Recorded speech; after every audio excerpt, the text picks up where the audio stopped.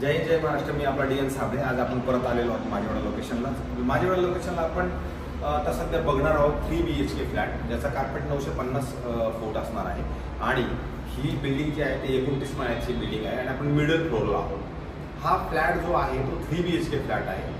ठाणा स्टेशनपासून only for 3 किलोमीटरच्या अंतरावरती आहे. मला असं वाटतं मी हा 3 BHK फ्लॅट तुम्हाला दाखवतो. जेव्हा तुम्ही 3 BHK मध्ये एंट्री करणार आहात, इथे तुम्ही शिवरेक वगैरे किंवा अशा पद्धतीचा स्पेस दिलेला आहे. त्यानंतर परत तुम्हाला ह्या साईडला मुळे ईस्ट वेस्ट फ्लॅट असणार आहे. जेव्हा आपण हॉलमध्ये एंट्री करतो त्या हॉलची वीस त्याची लांबी आहे. हॉल हा प्रशस्त मोठा आहे. म्हणजे प्रशस्त मोठा इन द सेन्स जवळजवळ 2.5 फुटाची टाईल्स आहेत. म्हणजे हे 5 आणि 5 10 15 आणि 5 20 फुटाचा हा 20 फुटाची याची लांबी असणार आहे. आणि साधारणतः रुंदी 5 आणि 5 10 म्हणजे जवळजवळ 11 ते 12 फुटाची रुंदी असणार आहे.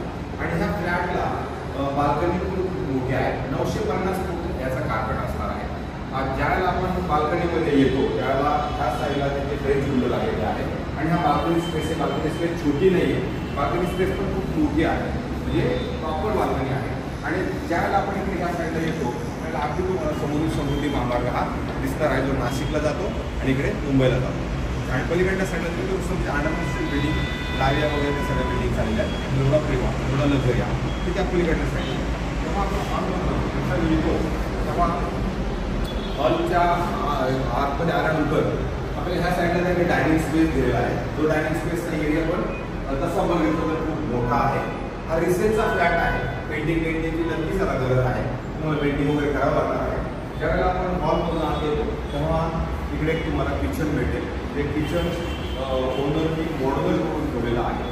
आता मॉड्युलर किचन आणि गॅसची पाईपलाईन त्या साईडला पूर्णपणे आलेली आहे. त्यानंतर इकडे तुम्हाला ड्राय स्पेस दिलेला आहे. जेव्हा आपण ड्राय स्पेस किचनमधून ज्यावेळेला बाहेर पडतो तर ह्या साईडला इमिडिएटली त्याला एक वॉशरूम आहे. ती वॉशरूमची साईजही खूप मोठी आहे. तसा हा फ्लॅट रिसेलचा आहे. त्यामुळे कार्पेट वाईज जर बघितलं तर 950 कार्पेट आहे, पण दिसताना तो मोठ्यापैकी दिसतो. त्यानंतर परत जेव्हा आपण बाथरूमच्या आतमध्ये ह्या साईडला येतो त्यावेळेला ड्राय बाल्कनी दिलेली आहे. ड्राय बाल्कनीची साईज जर तुम्ही बघितली तर तीही तशी बघितली तर खूप मोठी आहे.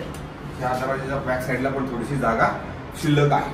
आणि जेव्हा आपण ह्या वॉशरूमच्या बाहेर पडू, वॉशरूमच्या बाहेर पडल्यानंतर इमिडिएटली एक गेस्ट रूम आहे. त्या गेस्ट रूमची साईज पण तुम्ही जर बघितली तर ती खूप मोठी आहे. म्हणजे जर तुम्ही अशी रुंदी जरी बघितली तर 2.5 आणि 5 फूट 5 ते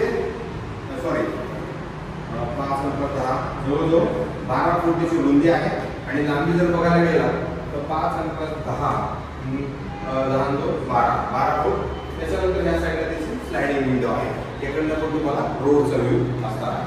जेव्हा आपण तो रोडचा व्ह्यू बघू त्यानंतर वॉर्ड ऑफ स्पेस दिलेला आहे. वॉर्ड ऑफ स्पेस नंतर जेव्हा आपण कॉमन बेडरूममधनं बाहेर पडू, कॉमन बेडरूमच्या बाहेर पडल्यानंतर त्या साईडला 2 बेडरूम्स अजून बाकी आहेत. त्या 2 बेडरूम्समध्ये पॅसेजमधनं इकडे आल्यानंतर ही एक बेडरूम आहे. या बेडरूमची साईज पण खूप मोठी आहे.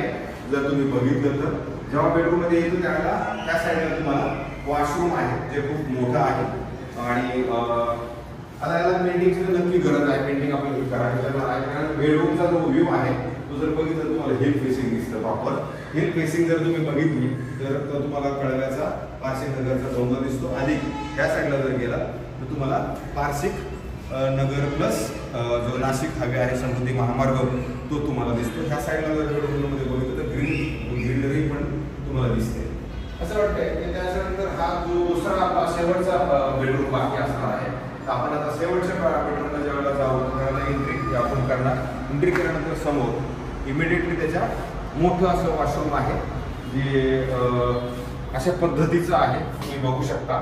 तर ह्याच्यात पण काचा वगैरे लावून आंघोळीचं ठिकाण वेगळं आहे आणि टॉयलेटचं ठिकाण वेगळं आहे. तर अशा पद्धतीचं हे याचं बाथरूम आहे. त्यानंतर आपण ज्यावेळेला बेडरूममध्ये एंट्री करतो बेडरूमची साईज जसे बघितली तर प्रशस्त आहे. साधारणतः 8-9 वर्ष जुनी ही बिल्डिंग असणार आहे. त्यामुळे 9 वर्षाच्या जुनी बिल्डिंगमध्ये कार्पेटचा जो रेशो आहे तो बऱ्यापैकी चांगला आहे. त्यानंतर ह्या बेडरूममधून पण तुम्हाला नाशिक हवे हा ओपन व्ह्यू तुम्हाला कंटिन्यू राहणारच आहे. आणि ह्या साईडला गेलं पारसिक नगरचा डोंगर तुम्हाला दिसतो. सो अशा पद्धतीचा हा फ्लॅट आहे. जर हा फ्लॅट तुम्हाला बघायचा असेल तर आपण मला संपर्क करा. ह्याच फ्लॅट आणि अजून आहेत मी तुम्हाला नक्की दाखवण्याचा प्रयत्न करेन. मला चांगलं दाखवण्यातच बरं वाटतं आणि माझ्याकडनं चांगल्या गोष्टीच कशा होतील मी याच्याकडे जास्त काळजी घेतो. माझ्याकडनं असं विनाकारण काहीतरी बोलणं येईल किंवा अनावधानं काय होत असेल तर तुम्ही मला माफ करा, मी त्यामध्ये सुधार करेन.